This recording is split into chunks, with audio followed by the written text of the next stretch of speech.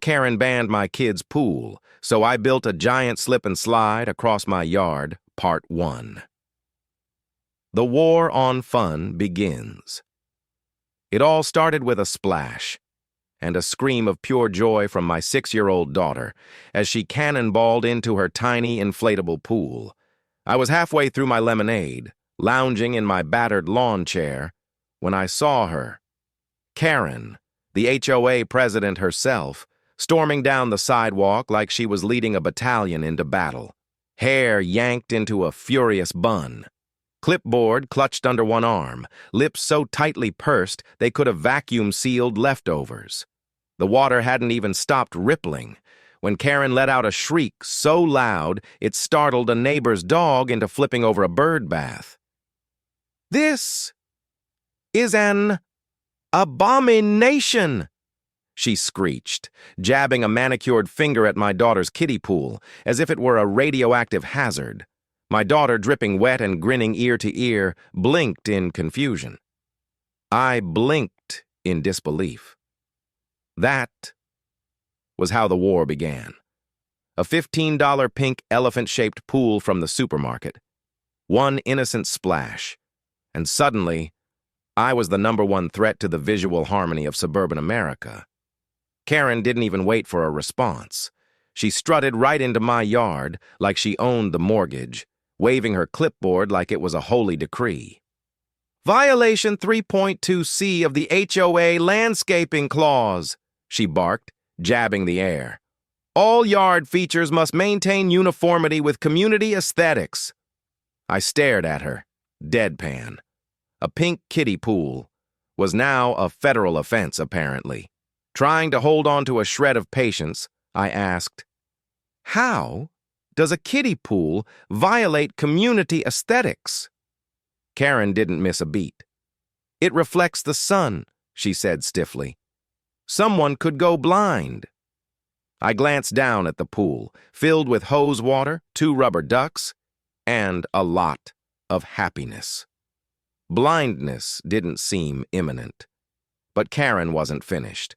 She flipped to another page on her clipboard, the sound of paper snapping like gunfire, and added smugly, "Standing water breeds mosquitoes and disease. Are you trying to start a West Nile outbreak?" Behind me, my daughter wrapped herself in a towel, clutching my leg, her smile fading into a guilty, confused frown. I felt my jaw tighten. I wanted to laugh at the sheer absurdity of it all. But instead, something inside me simmered. Something about Karen's smug, clipboard-waving power trip made my blood pressure spike 20 points on the spot. The very next day, I was summoned, yes, summoned to an emergency HOA meeting at the community clubhouse. You would have thought we were dealing with an alien invasion, not a $15 inflatable pool. 5 board members sat behind a long table like a tribunal. Karen at the center, arms crossed so tightly you'd think she was holding herself together through sheer rage. "Mr. Jensen," she began with a smile sharper than barbed wire, "we're here to discuss your unauthorized installation of a water feature." Water feature? It was a kiddie pool. I looked around. 2 board members avoided eye contact entirely. Tom, a retired electrician with a glorious sock tan, gave me a helpless shrug. Karen continued, "The pool is a threat to the visual harmony of the neighborhood and must be removed immediately." I calmly asked for a copy of the bylaw she was quoting. She handed me a printed sheet, highlighted within an inch of its life. Practically glowing neon. "Uniformity," she repeated. "We're a community, not a carnival." I pointed out, politely, that it wasn't permanent, that other neighbors had bird feeders, lawn gnomes, and garden flags with cheesy puns. "You approved a flag last month that said, 'Let us turn up the beat,'" I reminded her. One of the board members choked back a laugh. Karen did not. "That's different," she snapped. "It's tasteful." And that was the moment I realized this wasn't about rules. It was about control. Karen didn't want kids laughing. She didn't want joy unless she authorized it. Her vote swung the board 3-2. The verdict? The kiddie pool was officially banned. I had 24 hours to remove it, or face escalating fines starting at $100 a day. Back at home, I knelt beside my daughter, still sitting in the empty pool, popsicle melting in her hand. Her big, worried eyes blinked up at me. "Are we in trouble?" she asked. I smiled, ruffling her damp hair. "No, sweetheart. We're not in trouble," I whispered. "But Karen? Karen's about to be." She didn't understand. Not yet. But she giggled when I said that Karen probably slept inside a giant shoebox labeled Fun Police Headquarters. That night, I stood in the backyard, sipping bad coffee, staring at the stretch of grass like it was a battlefield. And somewhere in the distance, an idea struck me so hard, I nearly dropped my mug. If they wanted to ban the pool, fine. But there was no rule.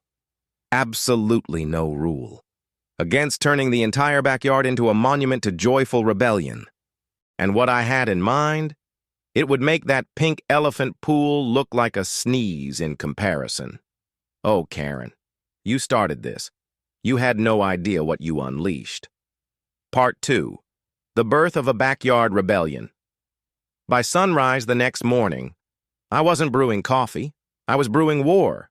If they wanted to strip joy from my daughter's summer, then I was going to flood this whole street with it. Standing at the edge of my backyard, barefoot, plans swirling in my head, I knew exactly what needed to happen. If Karen hated a little kiddie pool, what would she do when the entire yard turned into the biggest, slipperiest, most gloriously chaotic slip and slide the HOA had ever seen? I smiled to myself. The kind of grin that only comes when you realize you're about to break exactly 0 laws. But all the unwritten ones that really mattered. The idea wasn't just to build a slip and slide, it was to build a monument to rebellion, a twisting, looping, wild ride that would turn my yard into the beating, soaking heart of freedom. I grabbed my phone, called my brother, the one who used to work event rentals, and practically shouted, "Do you still have those tarp rolls from that canceled foam party?" He laughed. "Oh, buddy. How much do you want?" "All of it," I said without hesitation. By mid-morning, a battered pickup truck pulled into my driveway, stacked with industrial-grade tarp, foam tubing, PVC connectors, and enough zip ties to build a raft. We unloaded the supplies just as Karen herself, visor on, clipboard primed, came strolling by. She slowed, squinting suspiciously at the growing mountain of materials like she could sniff out the rebellion brewing. I waved. A big, cheerful, absolutely infuriating wave. Karen stiffened, clutched her clipboard tighter, and scribbled furiously before marching away, heels clicking like gunshots. Perfect, because what came next would make her little notes look laughable. I spent the rest of the day mapping out the battlefield, stakes in the ground, twine stretched taut, sections of tarp measured cut, and arranged like a madman's blueprint. Neighbors peeked through curtains. Kids rode their bikes slower past the house, trying to figure out what was happening. And every time someone asked, "What you building?" I'd just grin and say, "Summer." By sundown, the launch pad was framed, a small slope built from foam padding for a perfect bouncy takeoff. The middle section would curve, fast and furious, behind the garage, hidden from street view, because the less Karen could see, the more it would eat at her. The grand finale, a shallow splash zone lined with inflatable pools, ready to catch laughing, shrieking kids as they rocketed to victory. And because I'm not just petty, I'm thorough, I tested the decibel levels with a sound meter app. Nothing illegal, nothing exceeding residential noise codes, just enough chaos to drive Karen to the brink, without giving her a single real reason to shut me down. As I hammered the last stake into the ground, I could practically hear her voice echoing in my head. "This is not uniform! This is not aesthetic!" Exactly. It was better. It was alive. And when Karen got her first real look at it, she wasn't going to see a violation. She was going to see her empire, crumbling in a wave of pure, unstoppable joy. This wasn't just payback for my daughter. This was for every lawn flamingo she hated, every Halloween decoration she tried to find, every dad who got a letter about excessive grass growth. Karen had spent years draining the fun out of this neighborhood. Tomorrow, I was about to drown her clipboard in it. And oh, it was going to be beautiful. Part 3. Tha eseter wadum. Calm. Before the splash. The day of reckoning crept in. Hot, humid, buzzing with a tension you could almost taste. I stood at the edge of my backyard at dawn, breathing it all in, the sight of a monstrous, glorious slip and slide winding across my lawn like a dragon made of blue tarp and rebellion. Everything was ready. Hoses coiled, foam padding in place, extra towels stacked like battle supplies on the porch. And somewhere, deep in her bunker of rules and rage, Karen was probably polishing her clipboard, unaware that she was about to lose the war she had started. At 7 a.m., sharp, the first wave of little warriors arrived, neighborhood kids in swimsuits, armed with goggles, floaties, and water blasters. Parents trailing behind, carrying coolers and lawn chairs like an army on the move. My daughter, goggles on, shark floaty secured, raced into my arms, practically vibrating with excitement. "Daddy, is it really happening?" I knelt down, smiled, and whispered, "It's not just happening. It's going to be legendary."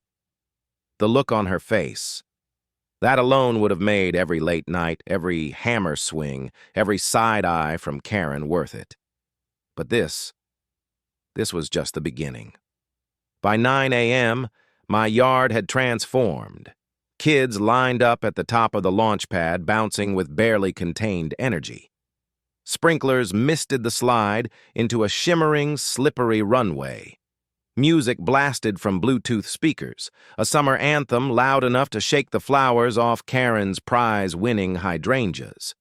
Parents lounged under pop-up tents, laughing, cheering, waving popsicles like victory flags. The first rider launched, a tiny kid with neon swim trunks and no fear. He shot down the slide like a torpedo, hit the curve, and went flying into the splash zone with a shriek that cracked the morning wide open. Cheers erupted. Laughter peeled across the yards. It was pure, unfiltered magic. And just when I thought it couldn't get better, I saw her, Karen, storming down the sidewalk at full speed, visor crooked, clipboard clenched so tightly her knuckles were white. Oh, this was going to be delicious. She marched right up to my fence, lips so pursed they practically disappeared, and barked, "This is an unsanctioned event, a violation of HOA policy, an assault on community standards." I sipped my coffee, smiled lazily, and then said, "Morning, Karen. Beautiful day for a little neighborhood fun, isn't it?" Her nostrils flared so wide, I thought she might take flight. "You are operating an unauthorized water structure," she screeched, jabbing her clipboard through the air like a sword. I calmly pointed to the laminated HOA bylaws pinned next to the garden gate. "No permanent structures, no excessive noise, no prohibited gatherings. We're compliant, Karen." Her mouth opened, then shut, opened again. She looked like a fish gasping for air. Meanwhile, behind me, the line of kids grew longer. One little girl, pink goggles slipping off her forehead, yelled, "Let's go!" And the whole line picked up the chant, "Let's go, let's go, let's go!" Karen's eye twitched. I am reporting this to the board, she shrieked, as if the words could stop the tidal wave of joy already crashing over her carefully manicured kingdom. I shrugged, took another sip of coffee, and watched as another kid cannonballed into the splash zone with a laugh so pure it made the sun shine brighter. Karen spun on her heel, marched back toward her house, furious, defeated, but not yet finished. Because if I knew anything about Karen, she wasn't about to take this lying down. She was going to fight back, and when she did, I'd be ready. Because this wasn't just a party anymore. This was a revolution, and the water war was just getting started. Part 4. Karen's Last Stand. It didn't take long. Barely an hour after her retreat, Karen reappeared, but this time she wasn't alone. Marching beside her was Cliff, the HOA's so-called compliance officer. Clipboard in one hand, measuring tape dangling from his belt like a sheriff's pistol. Karen's eyes gleamed with a dangerous fire. They were coming for war. I leaned casually against the fence, arms crossed, watching like a man sipping lemonade at the Alamo. Cliff didn't waste time. He stomped up to the slip and slide, pulled out a tiny laser measurer, and started firing red dots across my yard like he was scanning for enemy aircraft. Karen followed, barking orders. Measure the incline, measure the noise, measure the moral decay. Cliff nodded grimly, scribbling into his notebook like he was documenting the fall of Rome. I couldn't help but chuckle. Meanwhile, the party raged on behind me, kids launching like human cannonballs, parents laughing. Mr. Harrow, my grumpy neighbor turned honorary referee, sat in a lawn chair sipping soda like a king surveying his jubilant kingdom. Karen snapped her fingers at Cliff. That hose connection! It's a trip hazard. Write it up. He bent down, squinting hard, like he expected the hose to bite him. Then he straightened up and said, Technically, it's within code. Karen's jaw dropped. She looked ready to combust right there on the spot. No, no, no! She shrieked, waving her clipboard like a deranged auctioneer. This is disorder, anarchy, slip and slide tyranny. I smiled sweetly and said loud enough for the whole street to hear, Looks like summer fun is still legal, Karen. The parents around me chuckled. One dad even clapped, a slow, sarcastic clap that echoed down the block like a cannon shot. Karen's face turned a color I can only describe as lobster surprise. She yanked out her phone, jabbed at the screen like she was ordering a drone strike, and stomped off toward her house without another word. Cliff gave me a look, half, sorry, man, half, I'm just doing my job, and trudged after her. For a moment, silence. Then, the music swelled. A kid screamed with laughter as he slid across the foam-soaked runway, and the party roared back to life. Stronger, louder, unstoppable. I thought that would be the end of it. But oh no. Karen wasn't done, not even close, because 30 minutes later, the police showed up.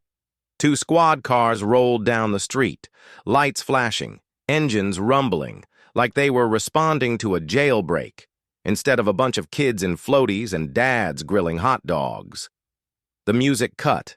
Parents froze. Kids stared, wide-eyed, clutching pool noodles like shields. I set down my coffee, walked to the curb, and greeted the officers with the biggest, friendliest grin I could muster. Afternoon, officers. What seems to be the emergency? The older cop, a heavy-set guy with kind eyes, looked over my yard, watched a kid slip, slide, and land in a foamy puddle with a victorious roar, then turned back to me. We got a report of a public disturbance? Unlawful gathering? I nodded thoughtfully. Must be a mistake.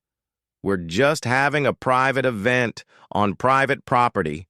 No loud music, no alcohol, no blocked roads. He chuckled. Looks like a good time to me. Behind him, his partner, a younger officer, was already pulling out his phone, filming the slip and slide with a grin. Karen stormed out of her house, screeching like a hawk. "Officers, this is a clear violation of community codes. There are water hazards, unauthorized gatherings, rampant joy." The older cop scratched his chin. "Ma'am, it's a backyard water slide." Karen gasped, staggered back like she'd been slapped. But, the younger cop couldn't help himself. He pointed toward my daughter, who was at that very moment riding the slide, wearing a foam crown and giggling like a maniac, and said, "I don't know, ma'am. That looks pretty authorized to me." The street erupted in laughter. Parents, neighbors, even old Mr. Harrow slapped his knee and howled. Karen's face, oh, if you could have seen it. She turned on her heel, clutching her clipboard like a wounded soldier carrying a broken sword, and fled back into her house without another word. The cops waved, told us to keep it safe and have fun, then drove off, one of them honking the horn as he passed the cheering kids. And just like that, Karen's last desperate strike had failed. The rebellion had won. I stood there, hands on my hips, grinning so wide it hurt. Because this wasn't just about a slip and slide anymore. It was about standing up. It was about taking back joy. And most of all, it was about teaching my daughter and every kid on that street that some things, some simple, beautiful things, are always worth fighting for. Part 5. The victory lap. The moment the police cars disappeared around the corner. The neighborhood erupted.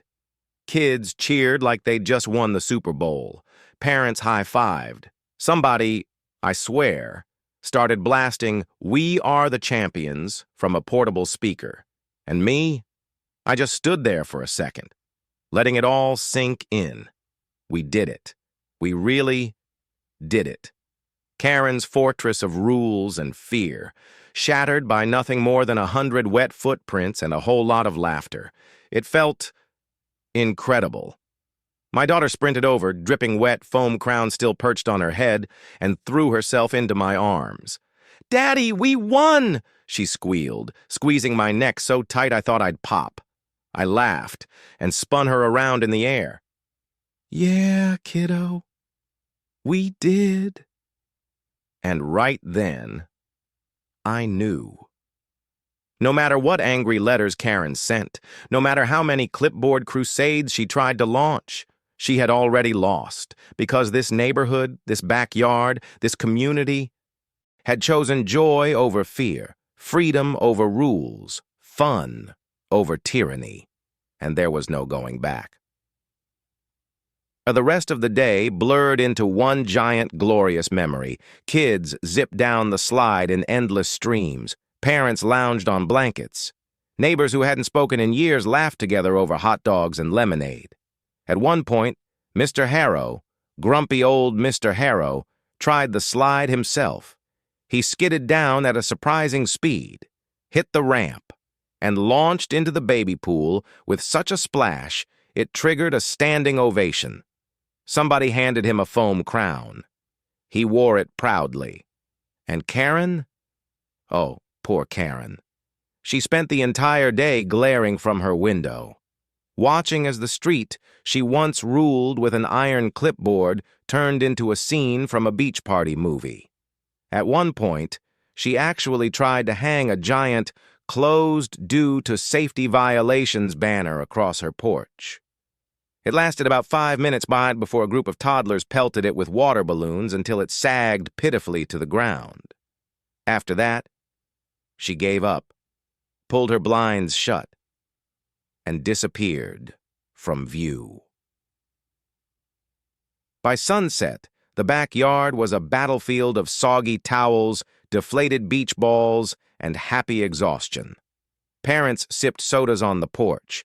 Kids lay sprawled in the grass, too tired to move. Even the foam crown, battered but undefeated, floated gently in the baby pool like a victorious ship at sea. I stood there, looking out over it all, and felt something deep in my chest. Pride, not the flashy, boastful kind. The quiet, warm kind.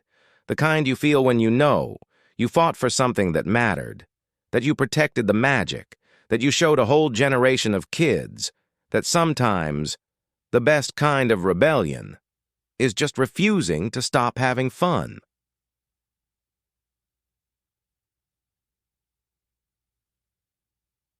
As the last families packed up and the stars started to blink awake overhead, I knelt down next to my daughter, who was scribbling something furiously in chalk on the driveway.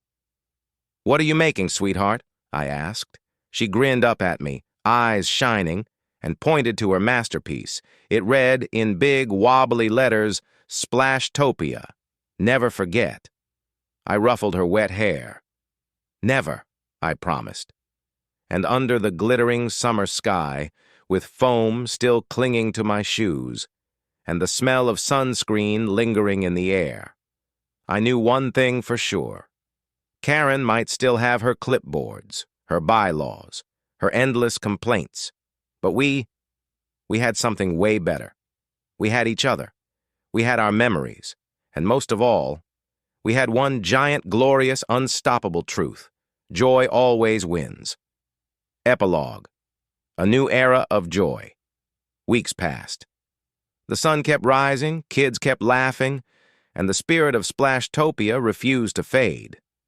The grass in my backyard, it eventually grew back, greener somehow, like even the earth itself had celebrated with us. Neighbors who once barely nodded at each other now traded cookies, shared tools, swapped stories like old friends. It was like the whole block had taken a deep breath for the first time in years. Freer, happier, alive. As for Karen, she packed up 2 weeks later. A moving truck rumbled down the street one humid Saturday morning, stacked high with boxes labeled important documents and seasonal decor. She didn't say goodbye, didn't make eye contact, barely even looked at the neighborhood she once tried to command. And honestly, no one minded. No one waved. No one even paused. The world just kept turning, without her clipboard holding it hostage. Some said she moved to a stricter HOA across town, one where flamingo pool floats are probably considered felonies. Good luck to them. They were going to need it. And here, we built something better. Not just a water slide, not just a rebellion. We built a community, the kind where kids can cannonball without fear of a citation, where a silly foam crown carries more weight than 100 printed bylaws, where laughter outranks complaints, where fun isn't just tolerated, it's celebrated. Every time I step outside now, I hear it. A giggle, a splash, a neighbor shouting across the fence to invite someone over. Life, unfolding the way it's supposed to, messy, joyful, real. And at the center of it all, still pinned proudly to my garage wall, is the battered, glitter-covered sign my daughter made. "Welcome to Splashtopia." A little crooked, a little faded, and absolutely perfect.